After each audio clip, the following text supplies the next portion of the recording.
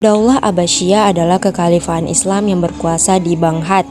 Kekhalifahan ini berkembang pesat dan menjadikan dunia Islam sebagai pusat pengetahuan dengan menerjemahkan dan melanjutkan tradisi keilmuan Yunani dan Persia. Kekhalifahan ini berkuasa setelah Bani Umayyah yang berhasil merebut dan menundukkan semua wilayahnya kecuali Andalusia. Bani Abbasiyah dirunjuk kepada keturunan dari paman Nabi Muhammad yang termuda, yaitu Abbas bin Abdul Muthalib. Secara kronologis, nama Abbasiyah menunjukkan nenek moyang dari Al-Abbas, Ali bin Abi Thalib dan Nabi Muhammad. Hal ini menunjukkan pertalian keluarga antara Bani Abbas dengan Nabi. Keluarga Abbas mengklaim bahwa setelah wafatnya Rasulullah, mereka yang merupakan penerus dan penyambung keluarga Rasul. Pada masa Daulah Abbasiyah, ilmu pengetahuan mengalami kemajuan yang sangat pesat. Banyak ilmu pengetahuan yang muncul dan berkembang, baik ilmu nakli, ilmu akal atau ilmu agama, maupun ilmu akli atau rasio. Seiring dengan perkembangan ilmu pengetahuan, sehingga bermunculan lembaga-lembaga ilmiah sebagai tempat untuk mempelajari ilmu pada masa itu. Popularitas Daulah Abbasiyah mencapai puncaknya di zaman Khalifah Harun ar-Rasyid pada tahun 786 sampai 809 Masehi. Dan putranya Al-Ma'mun pada tahun 1813 sampai 833 Masehi. Kejayaan negara banyak dimanfaatkan Harun ar-Rasyid untuk keperluan sosial, mendirikan rumah sakit, lembaga pendidikan dokter, dan farmasi.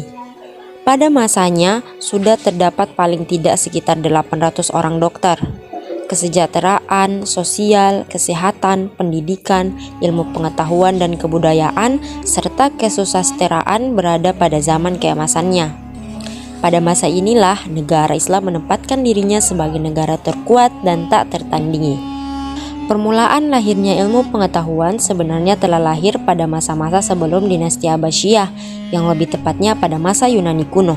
Akan tetapi, keilmuan-keilmuan ini berkembang pesat pada masa Daulah Abbasiyah. Jika disusur, sebenarnya ilmu telah ada pada permulaan manusia, atau lebih tepatnya pada zaman manusia purba. Pada masa ini, manusia telah menemukan besi, tembaga, dan perak untuk berbagai peralatan.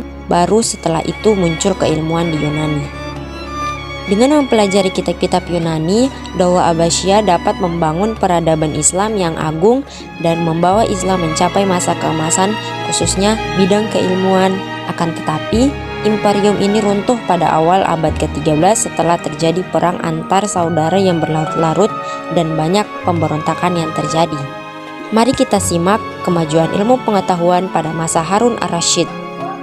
Khalifah Harun ar-Rasyid merupakan khalifah yang cinta akan ilmu serta mempunyai perhatian yang sangat baik terhadap ilmu dan budayawan. Sehingga pada masa ini kesejahteraan sosial, kesehatan, pendidikan, ilmu pengetahuan dan kebudayaan mengalami kemasan. Pada masa ini berkembang berbagai disiplin ilmu, baik ilmu nakli maupun ilmu akli, dari gerakan penerjemahan yang dilakukan pada saat itu sehingga ilmu pengetahuan dapat berkembang. Banyak para ilmuwan yang hidup pada masa pemerintahan Harun ar-Rasyid, antara lain adalah Qabi Abu Yusuf, keluarga Barmaki, Abu Atahiyah, seorang penyair, Ishaq al-Mausuli, penyanyi, dan al-Asma'i. Di antara ilmu yang berkembang pada masa kekhalifahan Harun ar-Rasyid yaitu ada ilmu nakli. Ilmu nakli adalah ilmu yang bersumber dari Al-Quran dan hadis, yaitu ilmu yang berhubungan dengan agama Islam. Sebenarnya ilmu-ilmu ini telah disusun semenjak masa Nabi, akan tetapi pada masa ini lebih disempurnakan lagi.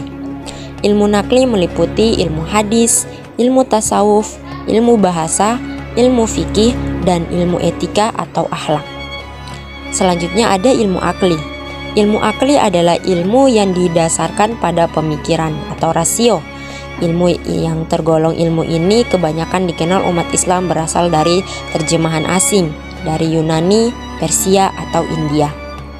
Umat Islam mengenal ilmu setelah mempelajari dari luar, meskipun sebenarnya dalam Al-Quran ada dasar-dasar ilmu ini. Pada masa Khalifah Harun ar-Rasyid, ilmu akli yang berkembang meliputi ilmu kedokteran, ilmu astronomi, ilmu farmasi, dan kimia. Kemajuan ilmu pengetahuan pada masa Al-Ma'mun. Seperti halnya juga pada masa kekhalifahan ayahnya Harun ar-Rasyid, pada masa Al-Ma'mun ini ilmu pengetahuan juga berkembang pesat. Bahkan pada masa ini, ilmu pengetahuan lebih maju dan para ilmuwan lebih banyak yang bermunculan. Khalifah Al-Ma'mun dikenal sebagai khalifah yang cinta kepada ilmu. Ia mengundang para ilmuwan dari beragam agama untuk datang ke Bait Al-Hikmah. Al-Ma'mun menempatkan pada intelektual dalam posisi yang mulia dan sangat terhormat. Para filosofil, ahli bahasa, dokter, ahli fisika, matematikus, astronom, ahli hukum, serta sarjana yang menguasai ilmu lainnya digaji dengan bayaran yang sangat tinggi. Kemajuan pengetahuan yang pesat pada masa Al-Ma'mun ini dikarenakan usaha penerjemahan pada masa ini mengalami puncak dengan didirikannya sekolah tinggi terjemahan di Baghdad. Ilmu-ilmu yang berkembang dan mengalami kemajuan pada masa ini meliputi ilmu nakli dan ilmu akli.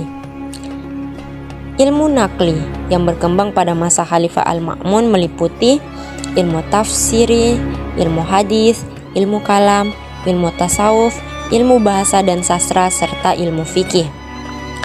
Ilmu akli yang berkembang pada masa kekhalifahan Al-Ma'mun yaitu meliputi ilmu kedokteran, ilmu filsafat, ilmu astronomis, dan ilmu hitung atau matematika. Kesimpulannya, pada masa kekhalifahan Harun ar-Rasyid dan putranya Al-Ma'mun, perkembangan ilmu pengetahuan mengalami kemajuan yang sangat pesat. Banyak ilmu yang berkembang dan mengalami penyempurnaan pada masa itu. Seiring dengan perkembangan ilmu pengetahuan pada masa itu, maka banyak bermunculan pula para ilmuwan muslim dalam setiap bidangnya masing-masing. Ilmu yang berkembang pada masa kedua khalifahan ini yaitu ilmu nakli dan ilmu akli.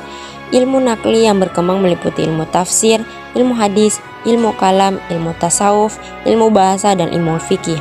Sedangkan ilmu akli yang berkembang adalah ilmu kedokteran, ilmu filsafat, ilmu astronomi, ilmu matematika, dan ilmu kimia.